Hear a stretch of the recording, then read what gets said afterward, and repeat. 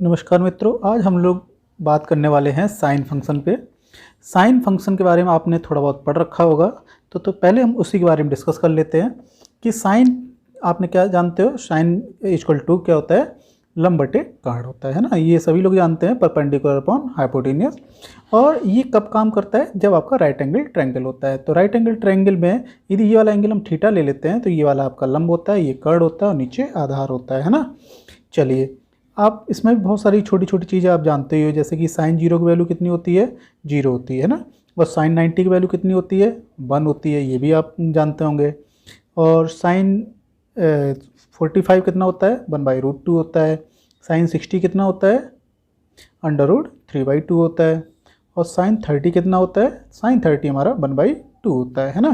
तो ये सब अब छोटी छोटी चीज़ें आप जानते हो। अच्छा, तो अब हम सीखने क्या वाले हैं, हम सीखने वाले हैं कि साइन 0 की वैल्यू 0 क्यों होती है और साइन 90 की वैल्यू 1 क्यों होती है। ये हम नेक्स्ट पार्ट में सीखने वाले हैं ना। चलिए देखते हैं, सही से सीखते हैं कि एक्चुअली साइन थीटा होता है क्या है। इस चीज़ को बहुत अच्छे से ध्यान दीजिएगा।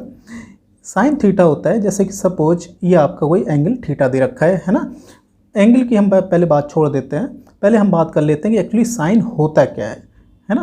जो साइन एक होता है, ये एक ऑपरेटर होता है, ये बताता है रेशियो। क्या बताता है, रेशियो ऑफ टू लाइंस, ठीक है, इन अ राइट एंगल ट्रायंगल। किस तरह का होना चाहिए, ट्रायंगल राइट एंगल होना चाहिए, है ना। तो उसमें रेशियो ऑफ टू लाइंस, अब वो रेशियो ऑफ टू लाइंस कौन सी होती है, वो होती हैं आपकी ये लंब और ये वाली होती है कर्ण। तो इनके बीच का रेशियो बताता है, रेशियो मतलब L/K की वैल्यू बताता है, कौन, साइन बताता है ना।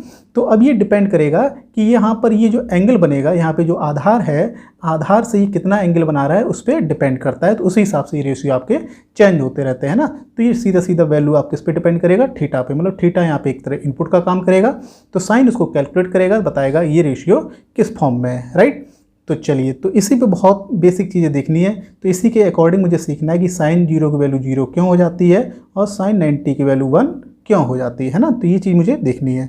चलिए, तो इस पर हम बहुत ध्यान से देखिएगा कि जैसे कि मान लो ये आपका एक ट्रायंगल दे रखा है, राइट। ये ट्रायंगल है और ये इसका लंब है और ये इसका कर्ण है ना। और ये इसका एंगल हो गया। अब मैं क्या करता हूँ, इस एंगल को मैं धीरे से बढ़ाता हूँ। मतलब कि जैसे कि आप स्टार्टिंग इस पॉइंट पे थे, सपोज ये पॉइंट हम ले लेते हैं ए। अब धीरे से आप मूव कर गए बी की तरफ। जब यहाँ पे पहुँच जाएंगे तो यहाँ पे आप देख रहे होंगे कि एंगल की जो वैल्यू है वो क्या हो गई है, धीरे से बढ़ चुकी है। तो यदि मान लो सपोज ये θ1 थी, इसको हम ले लेते हैं θ2, है ना। तो यहाँ पे साफ साफ दिख रहा होगा कि θ2 बड़ा है और θ1 छोटा है। चलिए, तो जब θ1 था तो कर्ण हमारा सपोज K1 था। अब हमारा जो कर्ण K2 हो चुका है, तो यहाँ क्या फ़र्क आया कि K1 बड़ा है और K2 छोटा है ना। तो ये साफ साफ दिख रहा होगा, जो K2 है वो हमारा छोटा है किससे, K1 से। मतलब जैसे ही अपने एंगल इधर मूव किए, एंगल बढ़ गया, एंगल तो बढ़ गया, बट हुआ क्या रिजल्ट कि जो कर्ण की लेंथ थी वो हमारी कम हो गई, राइट। यहाँ पर जो ये था लंब की हाइट में कोई फ़र्क नहीं पड़ा हुआ है। तो यदि हम रेशियो अब निकाल लें तो रेशियो में कुछ ना कुछ फ़र्क पड़ेगा, है ना। क्योंकि भाई K चेंज हुआ है, L तो चेंज नहीं हुआ है। K यदि हमारा छोटा हो गया तो ओवरऑल वैल्यू कैसे हो चुकी होगी, बड़ी हो चुकी होगी। तो ऐसे धीरे धीरे करके हम क्या करेंगे, एंगल को बढ़ाते जाएं, एंगल को बढ़ा देंगे, धीरे धीरे यहाँ पहुँच जाएंगे। तो अब K3, तो अब देख रहे होंगे रेशियो जो है, अब देखो K3 वैल्यू और भी छोटी हो चुकी है, और छोटी हो जाएगी तो L/K की वैल्यू और बड़ी हो जाएगी। तो साइन थीटा की वैल्यू ओवरऑल बड़ी हो जाएगी। मतलब कहने का मतलब एंगल धीरे धीरे बढ़ रहा है तो साइन की वैल्यू भी धीरे धीरे बढ़ रही है ना। तो ऐसे ही क्या करूँगा, ये जो एंगल है धीरे धीरे मूव करते चले जाएंगे। लास्ट में कहाँ पहुँच जाएंगे, बिल्कुल इसी यहीं पर पहुँच जाएंगे। तो ये एंगल जहाँ पे ये θ1 θ2 θ3 हो रहा है, वो धीरे धीरे क्या हो जाएगा, जो थीटा एंगल है वो 90 की तरफ टेस्ट कर जाएगा, मतलब 90 डिग्री हो जाएगा। और जब 90 डिग्री हो जाएगा, जो K की वैल्यू है, मतलब कर्ण है, वो किसके बराबर हो जाएगा, L के बराबर हो जाएगा।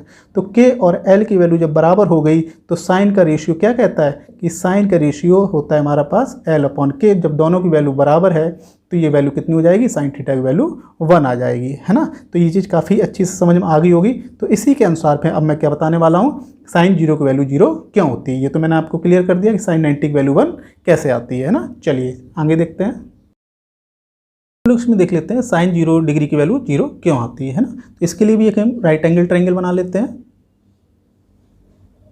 बन गया राइट एंगल ट्रायंगल। ये कोई एंगल थीटा दे रखा है, ये इसका लंब है, ये इसका कर्ण है और ये इसका आधार है ना। तो आधार का भी इसमें मतलब नहीं है। और साइन आप जानते ही हैं, साइन क्या होता है, लंब अपॉन कर्ण होता है। तो ये रिलेशन रहता है ना। तो यहाँ पे देखो मैंने एंगल नहीं लिखा हुआ है, एंगल चेंज होता रहेगा, उस हिसाब से हम वर्क करेंगे। तो हमने केवल समझने के लिए लिखा हुआ है। अब मैं क्या करता हूँ कि थीटा की वैल्यू 0, थीटा की वैल्यू 0 कैसे होगी, तो चलिए तो यहाँ पे थीटा की वैल्यू सपोज कितनी होगी, लगभग 30-40 के आसपास होगी। तो अब मैं एंगल धीरे धीरे मैं कम कर लेता हूँ। एंगल यदि कम करता जाऊँगा तो यहाँ पे क्या हो जाएगा, जो एल की वैल्यू है ये कम हो जाएगी। धीरे धीरे और कम कर लिया तो एल की वैल्यू और भी कम हो जाएगी। अब ये थीटा कहाँ कर रहा है, धीरे धीरे आपका क्या आ जा रहा है, इसी लाइन पे आ जाएगा, है ना। तो बहुत ज़्यादा जीरो के क्लोज ले आओगे तो यहाँ पे आ जाएगा, और बिल्कुल जीरो कर दोगे तो क्या हो जाएगा, इसी पर हो जाएगा। तो ये वाली लेंथ के वो इसके बराबर आ जाएगी, मतलब आधार के बराबर हो जाएगी। तो यहाँ पे ए और के तो सेम हो जाएगा, लेकिन जो एल था वो हमारा धीरे घट घट कर कितना हो गया, एल 0 के इक्वल हो गया। एल जब 0 के इक्वल हो गया तो यहाँ पे अब अप्लाई जब करेंगे एल अपॉन के, तो यहाँ पे क्या हो जाएगा 0 अपॉन, और ये के की वैल्यू 0 नहीं है ना, ये एक नॉन जीरो वैल्यू है। तो नॉन जीरो वैल्यू में non zero divide by non zero value क्या आ जाता है, 0 होता है ना।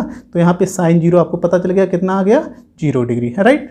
चलिए दोनों चीज़ें आपने सीख ली हैं, बहुत अच्छी बात है। ऐसे ही हम इसको कॉस को सीखेंगे, कॉस के बाद हम आपको टेन का एक वीडियो बना के देंगे।